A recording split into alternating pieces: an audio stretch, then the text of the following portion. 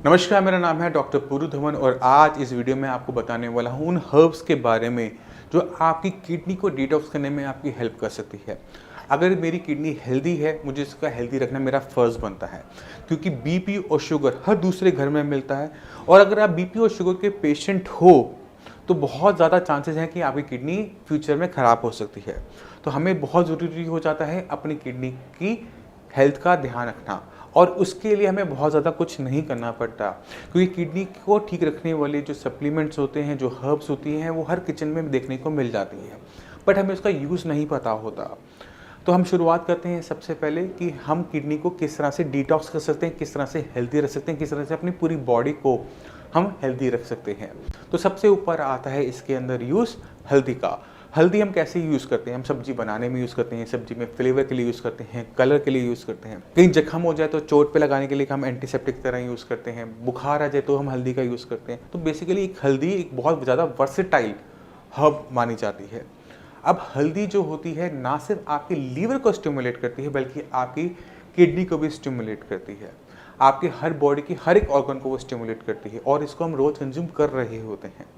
जब हमें किडनी की को डिटॉक्स करना होता है तो हम 1 कप पानी के अंदर आधा चम्मच या आधे से भी कम चम्मच हल्दी को लेके डिज़ोल्व कर कर हम ले सकते हैं। ये हमें हेल्प करता है किडनी के अलावा बाकी पूरी बॉडी के सारे ऑर्गन्स को हेल्दी रखने में, क्योंकि हल्दी के अंदर एंटीऑक्सीडेंट ज़्यादा होते हैं।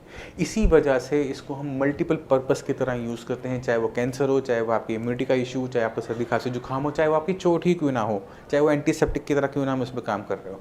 तो एक हल्दी एक बहुत ज़्यादा वर्सेटाइल हर्ब होती है जिसका यूज़ हम कर सकते हैं किडनी को डिटॉक्स करने में। अब चलते हैं दूसरी हर्ब के ऊपर, और वो है तुलसी। तुलसी का यूज़ इंडिया में बहुत ज़्यादा होता है।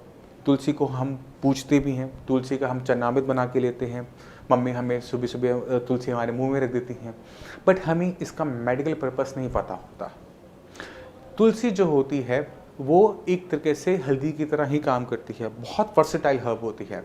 अगर आपको लीवर की दिक्कत है तो आप तुलसी का यूज़ कर सकते हो। अगर आपको सर्दी खांसी जुकाम बार बार होता है, इम्यूनिटी आपकी लो है, तो हम तुलसी का यूज़ करते हैं। खांसी हो रही है तो तुलसी का काढ़ा पी लेते हैं। बेसिकली अगर हम देखें तो तुलसी हम और बीमारियों में भी यूज़ कर रहे होते हैं, और हम कई सालों से कर रहे होते हैं और हमें कोई दिक्कत नहीं हो रही होती। तो तुलसी का जो यूज़ है वो किडनी को डिटॉक्स करने में भी हेल्पफुल हो सकते हैं, क्योंकि इसके अंदर अल्कलॉइड्स बहुत ज़्यादा मात्रा में होते हैं। इसलिए जब हम तुलसी को अपने मुंह में रखते हैं तो हमें चरपरापन महसूस होता है, टिंगलिंग सेंसेशन महसूस होती है।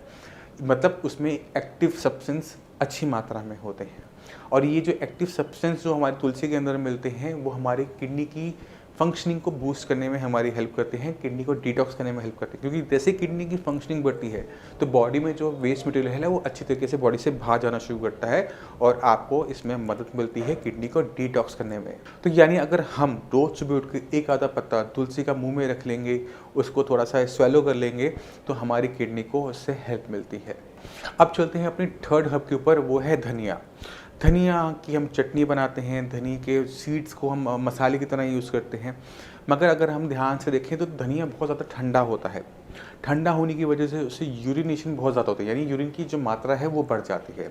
तो अगर कोई खासकर फीमेल धनिया का पानी पीती है तो क्या होता है कि यूरिन करने की टेंडेंसी हमारी बहुत बढ़ जाती है। इसी वजह से धनिया का पानी यूरिनरी इन्फेक्शन में दिया जाता है कि आपका यूरिनेशन बढ़ेगा और इन्फेक्शन आपका बाहर हो जाएगा।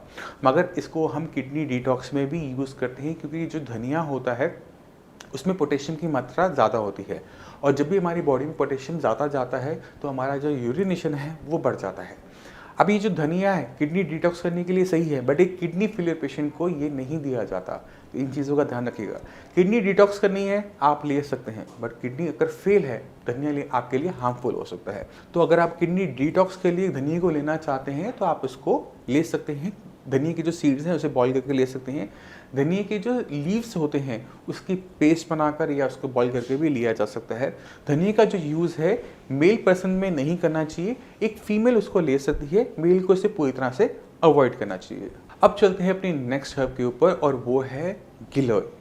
गिलोय को अगर हम देखें तो डेंगू में बहुत ज़्यादा यूज़ करते हैं। प्लेटलेट डाउन हो रहे हैं तो आप गिलोय देना शुरू करेंगे, गिलोय का जूस देना शुरू करेंगे, बॉडी बहुत तेज़ी से प्लेटलेट्स बनाना शुरू करती है।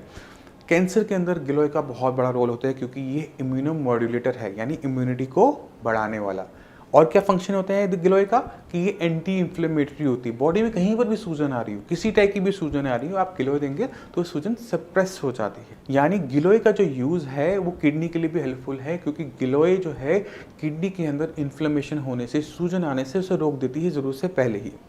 और आपकी बॉडी के जो स्ट्रक्चर है, बॉडी के जो सेल्स हैं, उन्हें ताकत भी देती है।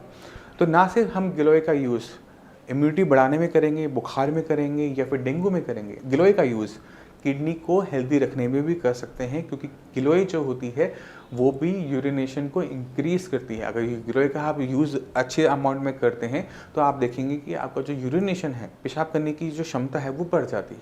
इसलिए गिलोय का यूज़ किडनी डिटॉक्स में एक हेल्दी पर्सन कर सकता है। अब चलते हैं अपने नेक्स्ट हर्ब के ऊपर, और वो है खस। खस का यूज़ हम कब करते हैं? खस का यूज़ हम करते हैं गर्मियों के अंदर, जब बहुत गर्मी पड़ रही होती है तो हम खस का शरबत पी रहे होते हैं। या फिर जो कूलर पैड पहले आते थे, तो कूलर पैड के अंदर हम खस टांग दिया करते थे, इससे क्योंकि खुशबू आती है और ठंडकपन का महसूस होता है। तो ये जो खस होती है ये बहुत ठंडी होती है। इसको मसाले की तरह भी यूज़ किया जाता है साउथ इंडिया के अंदर, चीज़ों को फ्लेवर देने के लिए, मिट्टी वाला फ्लेवर खासकर देने के लिए खस का यूज़ किया जाता है। बेसिकली ये खस जो है एक मसाला ही होता है। ये जो खस है इसका यूज़ हम किडनी को डिटॉक्स करने में भी हेल्प कर सकते हैं, क्योंकि खस की यूज़ से, खस का शरबत पियेंगे तो क्या होगा? यूरिनेशन बढ़ेगी। इसी तरह से खस को अगर आप उबाल के पानी में लोगे तो किडनी डिटॉक्स होनी शुरू हो जाती है, क्योंकि बॉडी में से जो वेस्ट मटेरियल है अच्छी तरीके से बाहर जाना शुरू कर देता है। यानी यूरिन की मात्रा को बढ़ाने में खस बहुत कारगर चीज़ होती है। अब चलते हैं नेक्स्ट हर्ब के ऊपर, और वो है गोखरू। गोखरू बहुत कटीली सी फ्रूट टाइप होते हैं। इनका जो यूज़ है वो मेल के अंदर टेस्टोस्टेरोन लेवल्स को बढ़ाने के लिए किया जाता है, और इसका यूज़ यूरिनेशन को बढ़ाने के लिए भी किया जाता है। जिनको भी पेशाब कम आ रहा होता है उनको गोखरू का पानी देने से उनकी यूरिनेशन बढ़ जाता है। तो अगर हमें किडनी डिटॉक्स करनी है, यूरिनेशन को यानी यूरिनेशन को हमने बढ़ाना है, बॉडी को डिटॉक्स करना है, किडनी को डिटॉक्स करना है, तो हमें यूरिनेशन को बढ़ाना पड़ता है, और इसमें गोखरू हेल्पफुल होता है। तो अगर आप गोखरू का पानी बना के लेते हैं तो वो आपकी किडनी को डिटॉक्स करेगा, आपकी बॉडी को डिटॉक्स करेगा। कैसे? यूरिनेशन को बढ़ाकर।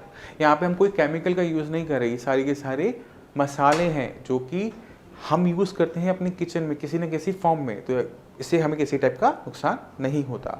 इसके बाद हम नेक्स्ट हर्ब के ऊपर चलते हैं, वो है छरीला। छरीला को आप कह सकते हैं कि साउथ इंडिया के अंदर नॉनवेज में फ्लेवर डालने के लिए दिया जाता है, क्योंकि खस की तरह थोड़ा सा अर्थी फ्लेवर वाला होता है।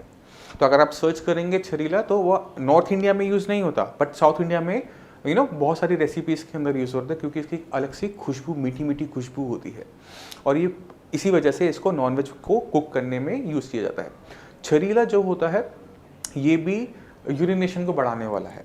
तो अगर हम सारी की सारी हर्ब्स के बारे में बात करें तो इनमें एक खास प्रॉपर्टी हमें देखने को मिलती है कि ये सारे के सारे यूरिन की मात्रा को बढ़ाते हैं, क्योंकि अगर यूरिन की मात्रा बढ़ेगी तभी हमारे शरीर में से सारी गंदगी बाहर जा पाएगी, किडनी डिटॉक्स हो पाएगी, किडनी को थोड़ा सा बूस्ट मिल जाता है। अब चलते हैं अपने लास्ट हर्ब के ऊपर, वो है पुनर्वा। पुनर्वा का यूज़ किसी भी मसाले के फॉर्म में नहीं किया जाता, तो इसका मिलना थोड़ा सा मुश्किल हो जाता है। इसको साठी भी कहा जाता है, और ये जो होता है इसको अक्सर हम जानते हैं कि ये हमारे लीवर को बूस्ट करता है, यानी हमारे लीवर को प्रोटेक्शन देता है। तो इसे हिपैटो प्रोटेक्टिव कैटेगरी में डाला जाता है कि ये आपकी लीवर की रक्षा करने वाला माना जाता है। तो अगर आपको भूख कम लग रही है या लीवर कमज़ोर चल रहा है तो पुनर्वा के यूज़ से हम लीवर को बूस्ट करते हैं। मगर बहुत कम लोग जानते हैं कि पुनर्वा का जो यूज़ होता है वो किडनी को डिटॉक्स करने में भी होता है, क्योंकि ये आपका ये जो यूरिनेशन को बढ़ाकर आपकी किडनी को डिटॉक्स करती है, आपकी बॉडी को डिटॉक्स करती है, और साथ में लीवर को भी करती है, क्योंकि हमारी बॉडी में दो ऑर्गन होते हैं जो वेस्ट मटेरियल को बॉडी से बाहर निकालते हैं। पहला है लीवर, दूसरा है किडनी। जब हमने किडनी को, बॉडी को डिटॉक्स करना होता है, हमें दोनों ही एक्सक्रीटरी ऑर्गन्स को स्टिमुलेट करना होता है। तो जो भी अगर हम ध्यान से देखें, चाहे वो हल्दी हो, चाहे वो तुलसी हो, चाहे वो धनिया हो, चाहे वो हमारा गिलोय हो, सारी की सारी जो हर्ब्स हैं वो दो मेजर ऑर्गन्स पे काम कर रही है, लीवर एंड किडनी। इन दोनों को अगर हम साथ में लेके चलते हैं, इन दोनों को हम डिटॉक्स करते हैं तो पूरी बॉडी डिटॉक्स हो जाती है। तो अगर आप कोई चीज़ किडनी के लिए ले रहे हैं तो ऑटोमेटिक तरीके से काम आपके लीवर पर भी कर रही है, जो कि हमारी बोनस होता है। तो ये जो हमने आपको हर्ब्स बताई हैं इनका यूज़ हम ऑटोमेटिक तरीके से थोड़ी थोड़ी अमाउंट में अपने खाने पीने में ऑलरेडी करते हैं। इनको बस हमने अपने खाने पीने की आइटमों में ऐड करना होता है, जिससे ना सिर्फ खाना टेस्टी लगे बल्कि हमारी लीवर की, हमारी किडनी की प्रोटेक्शन भी हो सके। अगर आपको ज़रूरत लगता है कि आपको इसको थोड़ा सा बढ़ाने की ज़रूरत है, तो महीने में एक आधी बार इसको आप अलग तरीके से प्रोसेस करते हुए काढ़ा बना के या पाउडर बनाकर भी आप ले सकते हैं। ऐसे किसी टाइप की आपको दिक्कत देखने को नहीं मिलेगी, क्योंकि ये हम रोज़ ही ले रहे हैं और ये हमें पता है कि पूरी तरह से सेफ़ है। तो हम उम्मीद करता हूँ कि इन हर्ब्स का यूज़ करते हुए आप अपनी किडनी को, अपने लीवर को ख़राब होने से पहले ही रोक पाएंगे। इसको हमें रूटीन में थोड़ा सा ऐड करना पड़ता है, उसको आप अपनी रूटीन बनाइए, इसको अपनी रूटीन में डालिए कि महीने में एक बार, एक संडे को आप थोड़ा सा आप अपने लीवर पे काम करेंगे, थोड़ा सा अपने किडनी पे काम करेंगे, जिससे हम किडनी फेलियर से बच सके। तो ये तो बात होगी कि किस तरह से हम अपनी किडनी को डिटॉक्स कर सकते हैं, किस तरह से हम अपनी बॉडी को डिटॉक्स कर सकते हैं। मगर इन हर्ब्स का यूज़ एक किडनी फेलियर पेशेंट को यूज़ करने से अवॉइड करना चाहिए, क्योंकि इन सारी हर्ब्स के अंदर पोटेशियम की मात्रा ज़्यादा होती है। तो एक हेल्दी पर्सन के लिए ये बहुत अच्छी है, मगर ये हर्ब्स एक किडनी फेलियर पेशेंट में हाई पोटेशियम होने की वजह से कॉम्प्लिकेशन लेकर आ सकती हैं। तो किडनी फेलियर पेशेंट के लिए मैं चाहता हूँ कि पहले आप कुछ रिपोर्ट्स को देखो और उसके बाद पेशेंट की टेस्टिमोनियल्स को देखो। उसके बाद नेक्स्ट वीडियो में आपको मैं समझाऊंगा कि किस तरह से किडनी फेलियर पेशेंट के अंदर क्रिएटिनिन को डाउन किया जाता है, किस तरह से यूरिया को कंट्रोल किया जाता है।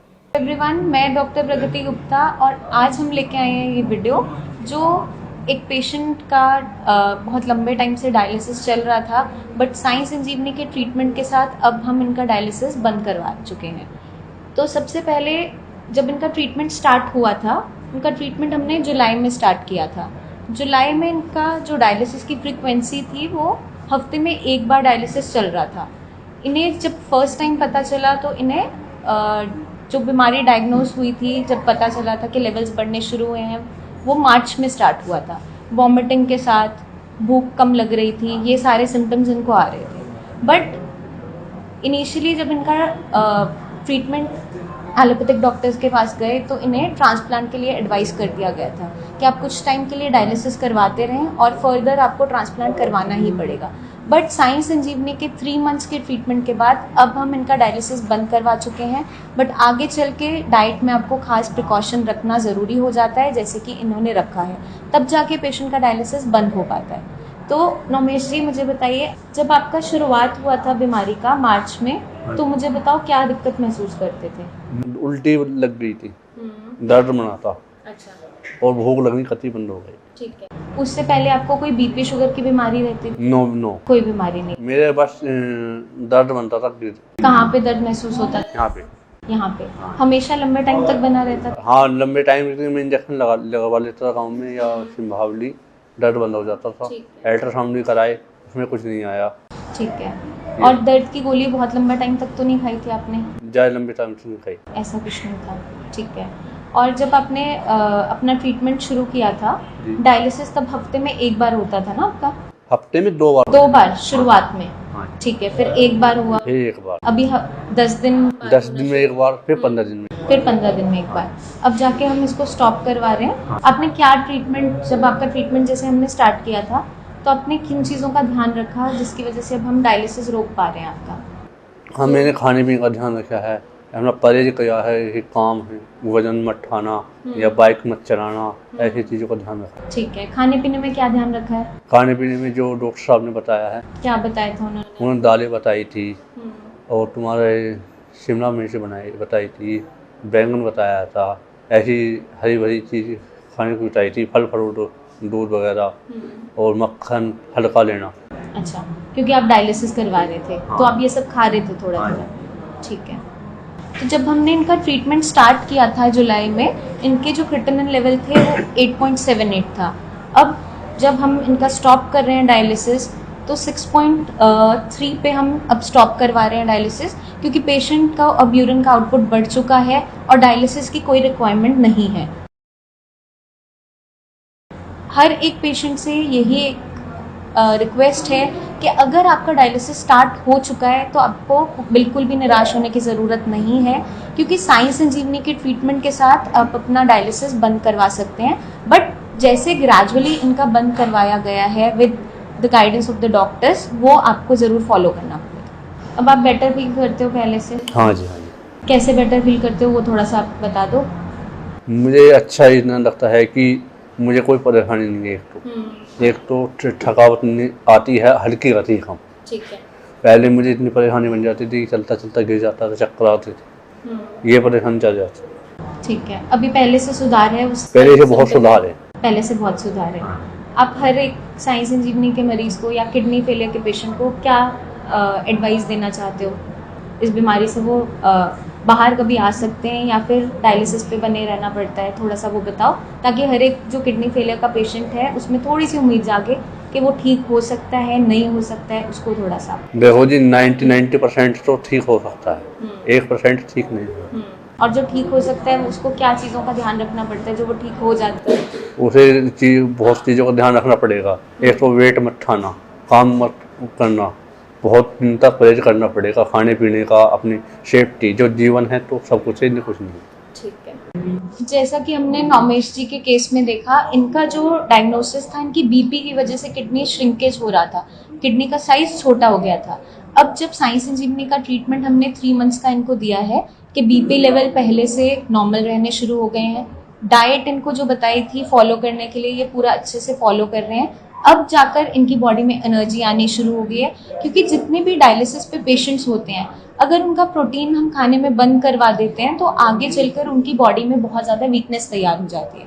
तो जैसा कि साई संजीवनी में जब नौमेश जी आए थे, हमने इनका प्रोटीन बंद नहीं करवाया था। आपको ये जानना बहुत ज़रूरी है किस केस में प्रोटीन खाना है, नहीं खाना है।